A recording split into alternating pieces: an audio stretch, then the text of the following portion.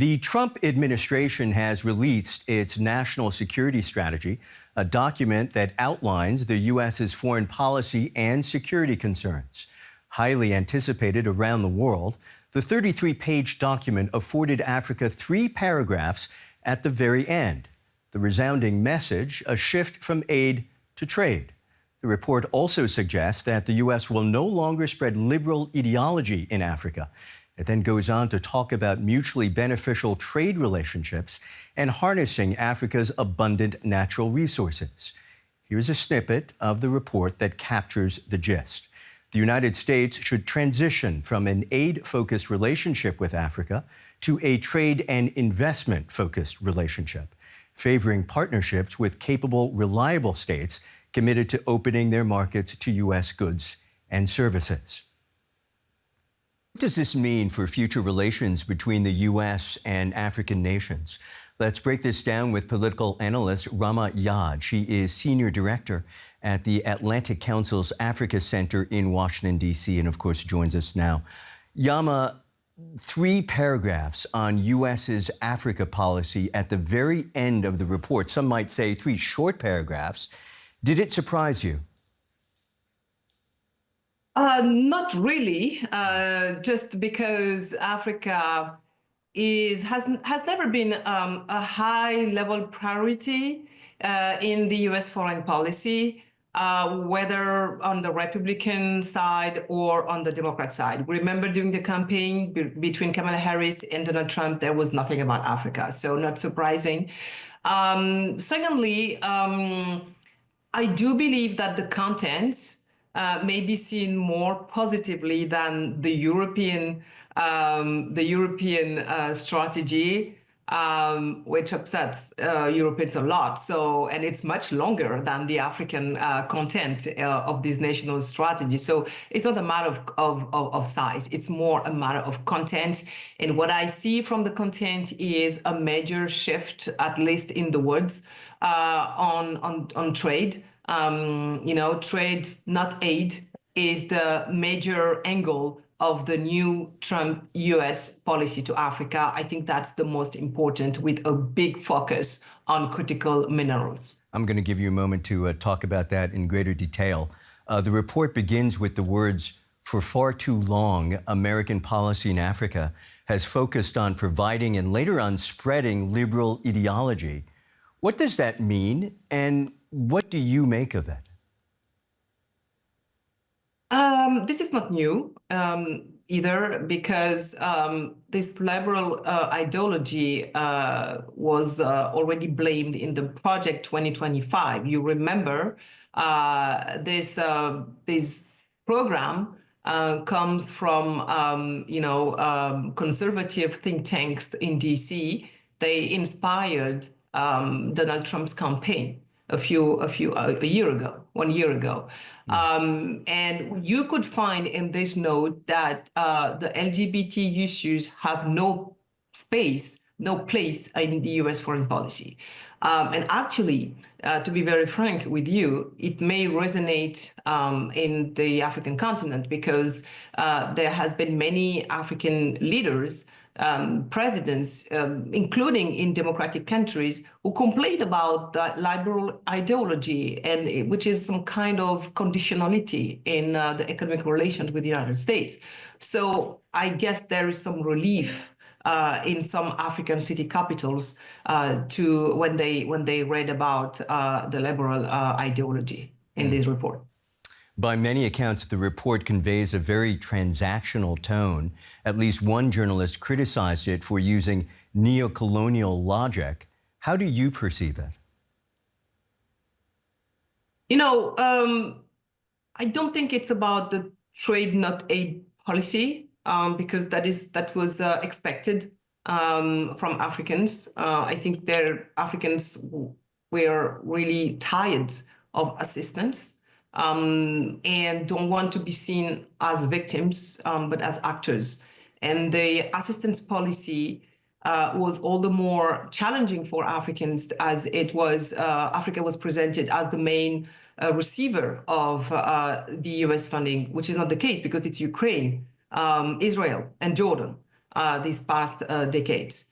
And also, assistance has never been able to fix anything in terms of development. So many African countries, and more specifically business leaders, were expecting this shift towards trade, commerce, and business rather than assistance or aid. Maybe the condescending part come from the way the United States plan to exploit the critical minerals in Africa.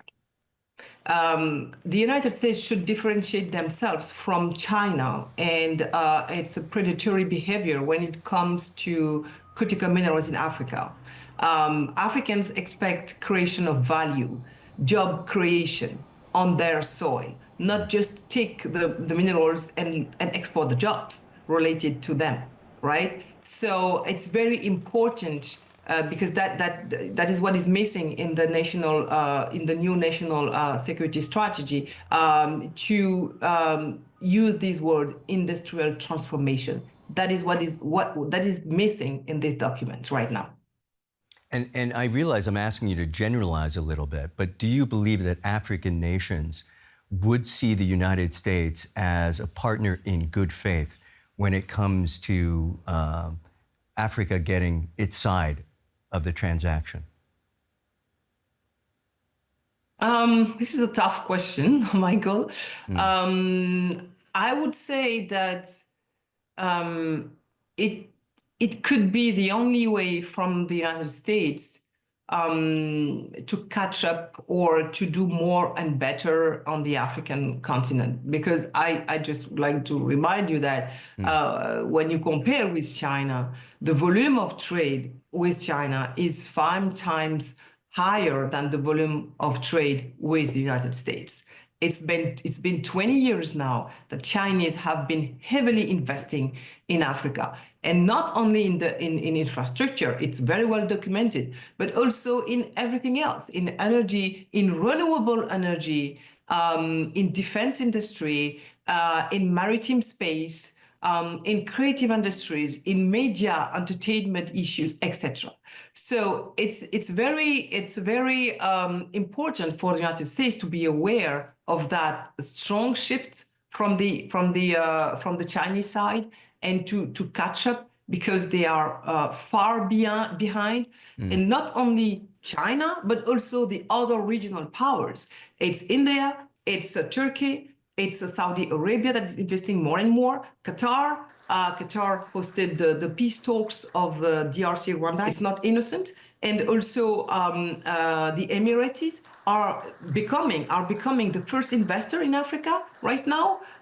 So there's a lot of competition on this ground. Africans have a lot of options. I just a reminder, Africa is doubling its population in the next 30 years.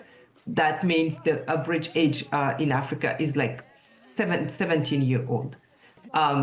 There's young people everywhere, and these young people need jobs. If they remain unemployed or jobless, they will attack the institutions. So whether you come from a democratic or authoritarian country, all the leaders in Africa are perfectly aware of that pressure. A few days ago, as you well know, the Democratic Republic of Congo and Rwanda signed a U.S. brokered peace deal that enables the U.S. to access the region's critical minerals and rare earths. Do you see this as the model or the U.S.'s approach with African nations going forward? That's right, that the business is an important driver for this administration, as we can see it in the DRC. But there is also another model, which is more security related, the fight against terrorism. This is also a powerful driver for the US policy to Africa. And actually, this is how it started, because 10 days after he got back to the office, to the White House, President Trump bombed Somalia, where a leader of ISIS was hiding. And that many hotspots in Africa are very dangerous when it comes to fight against terrorism. For example, the Sahel. It has been documented these past weeks that the JNIM, which is an Al-Qaeda branch, is very close to Bamako in Mali, which is the heart of this area under pressure of terrorist groups. So it's very possible that the United States would like to develop a policy to Africa focused on fight against terrorism. Deals, yes, that's right, in some places where there's some interest, but it's also an interest, a matter of national security for the United States to intervene in regions like Sahel or Somalia, where terrorist groups are very important. Again, the U.S.'s strategy is a clear shift from aid to trade. Walk us through what diminished aid means for people on the ground. Of course, when the USAID has been shut down on July, many NGOs testified that it is a tragedy for countries like Sudan or the DRC. Food, medicines were blocked in ports and could not be delivered to the refugees on the ground. That's all true. But I must also say that in the other parts of the African continent, the missing funding has been replaced very quickly. In my conversations with many African leaders, ministers, chief of staff of presidents, etc., that's what they said. We lost millions from the United States partnerships, but we have been able to mobilize our own national budget to cover the missing fundings. So that means something. That means that Africans were ready to move on, to move from assistance. Assistance does not develop anything. Rama, as we've said, 3 paragraphs for a massive continent are quite little. What are some of the important issues that the report doesn't address? I think it's the words we would have expected to see here are industrial transformation, creation of value on the African soil, job creation on the African soil. This is what is missing. It's not too late because the business deals that are mentioned in the report can be transformed into something more impactful from the African perspective. But it's not an African document. It's an American vision, and it's perfectly normal that an American document prioritizes American interests. So this is not something I cannot ignore, but it will be now up to African nations to say their expectations and what they expect from the US side in these transactions. Rama Yad with the Atlantic Council's Africa Center. Many thanks. Thank you.